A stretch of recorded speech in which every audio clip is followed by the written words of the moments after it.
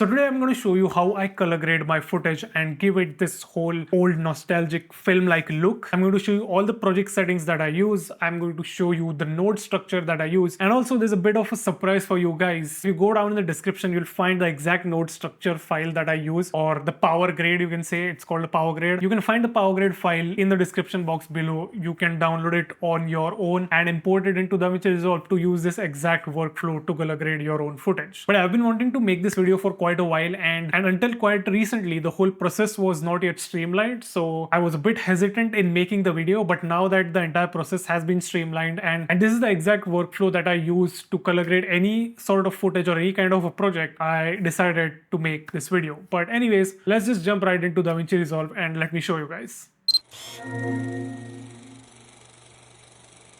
Alright, so what we are going to do is open up DaVinci Resolve on my laptop right away. We are going to get into a project. I'm going to explain all the project settings that I use, and then we'll start grading one of this A-roll setups that I shot before shooting the intro. So here we have DaVinci Resolve opened up on my laptop. I'm just going to go into experimental. By the way, this is the second time I'm recording this because the first time my screen recorder just stopped working and it was a pretty long half-an-hour session. I'm going to try to make it a bit quicker this time, so hopefully my screen recorder does not conk off. But anyways, back into DaVinci Resolve, we'll make a new project. We'll just delete the old one. We don't need that anymore. So new project, color grade. Let's name this color grade and enter. So we have the new project that we just created.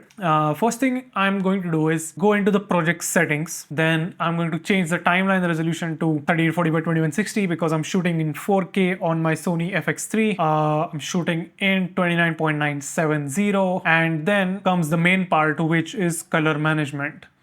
So we go into the color management tab, and in the timeline color space, we want to select DaVinci Wide Gamut Intermediate. Now, the reason why we are doing this is because this color space is a much wider color space. Basically, it is giving you a much wider spectrum to work with, so you'll have much more granular control over your footage. That is why we are working in the DaVinci Wide Gamut Intermediate color space. So once this is selected, we'll just hit on save, and then we will import our clips. So here we have the clip, which is me sitting in front of the camera. This is the footage that I shot before shooting the A-roll. This is shot in Sony S-Log3 Cine, just making sure that you guys know that. And this was shot at perfect exposure. I try to make sure that I'm shooting at the right exposure whenever I shoot, so that I have to make the least amount of changes in post. But yeah, anyways, this is the clip that I shot. I'll just select a small section from this. So we are going to go into the edit section, and I'm just going to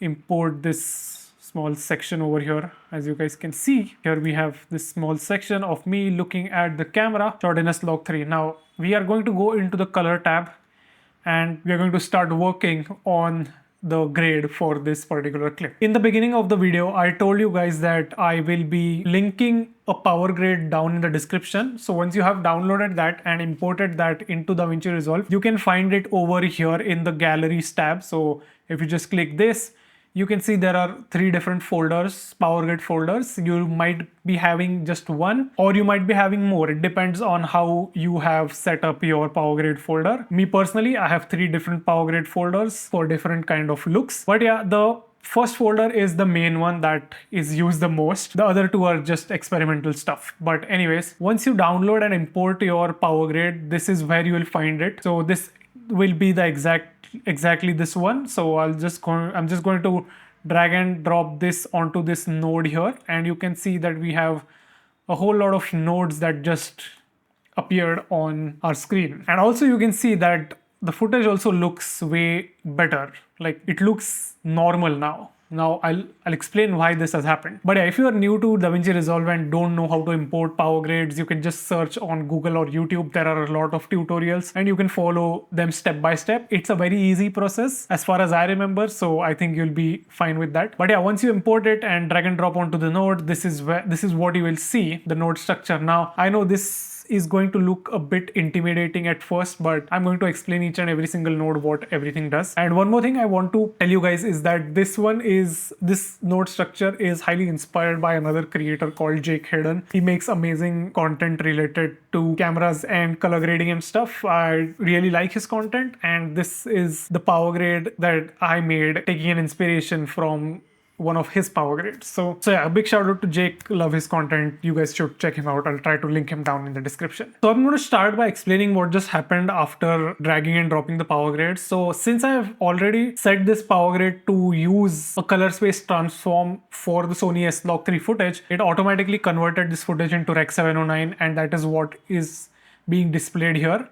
I'll just close this tab over here. And this is the base profile. This is how actually the shot looked when I was filming it. So this is a good starting point. But how do we get to this point?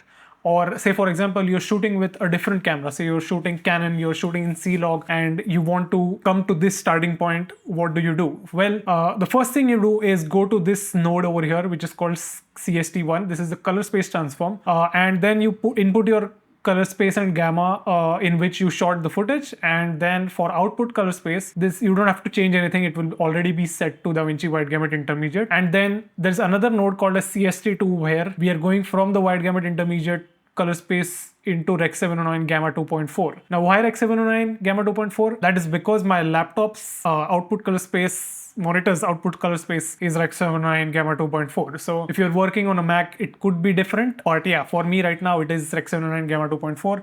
And this is what we are working with. Once you're done with converting your footage into Rec 709, I'm going to show you what changes you can make to your footage and how you can give it a particular look. But first, I'm going to serially explain you all the nodes as well, what each and every single node is doing. So let's start with the first node in this section over here, which is the NR node, which is noise reduction. Now, if you're shooting RAW, you can apply noise reduction onto this node. This is the first node. This is ideally how noise reduction should be applied, right on the first node, so that it gives you a good base level to where to start from. Now, I particularly don't need to apply any noise reduction for now because this was perfectly exposed and there is not a lot of noise. And I tend to like a tiny bit of noise, but yeah, this looks pretty sharp. I don't think there's a lot of noise, so I'm not going to play around with the noise reduction node. Then this node goes into the CST1, which I just explained what it does. So we are going to skip this node now and then come to the next node in this line, which is exposure correction. So this is the node where I try to correct the exposure of the shot. Right now, this is perfectly exposed, but this could be a bit brighter. Looking at my waveforms, it could be a bit brighter at around 800.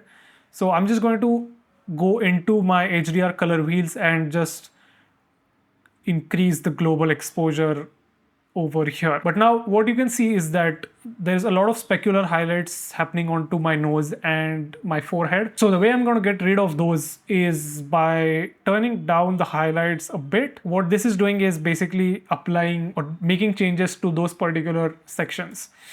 So if I just come over here into the highlights and turn it down, it will get rid of the specular highlights. But yeah, this is normally how I set the exposure or correct the exposure for my footage using this particular node. Next node is the temperature node, which is pretty self-explanatory. If your footage is a bit too warm or a bit too cool and you want to balance it out, this node is where you make the changes. To make the changes, you go into your primaries and you can see a temperature slider over here, and you can just cool it down or warm it up. It depends on what you're going for. But for now, I think it looks pretty decent, so I'm just going to reset. Maybe it could be a bit cooler, so I'm just going to add a bit of a cool tone to this so that my whites look like actual whites and not warm white. But yeah, this is pretty much it. I'm not going to make any other change. Next up, we have the contrast node.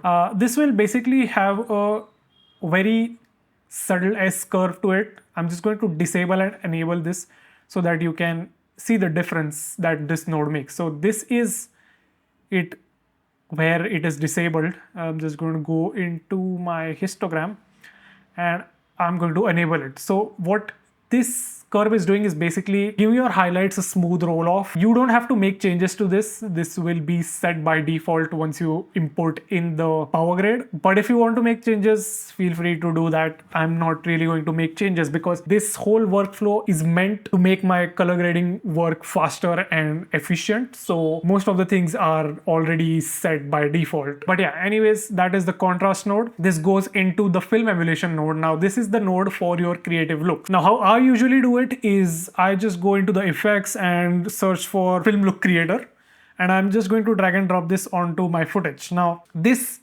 already looks pretty good, but I don't really like this look, so I'm going to tweak it a little bit. So the film look creator basically lets you emulate film. So if you go into the film look section over here and core look, you will see a few different looks. These are all based on different film stocks like Kodak or Fujifilm. I personally use the vintage one because I really like the blue tone of the vintage look. But this is too strong, so I'm gonna tone it down a bit. The film look blend slider controls the opacity of the entire look. So usually I keep it at around 0.600. That is like the sweet spot for me, where it is not too evident and not too subtle, and also it does not really affect the colors in the shot. It does not look artificially graded. So I'm just going to turn this off and turn this on to make sure that you guys see the difference of what kind of a difference it makes. But yeah, this is the main look node. Now you can do anything that you want onto this node, to be honest. This is the way I usually do it. And say, for example, if I'm feeling a bit more intentional, I would not really use this.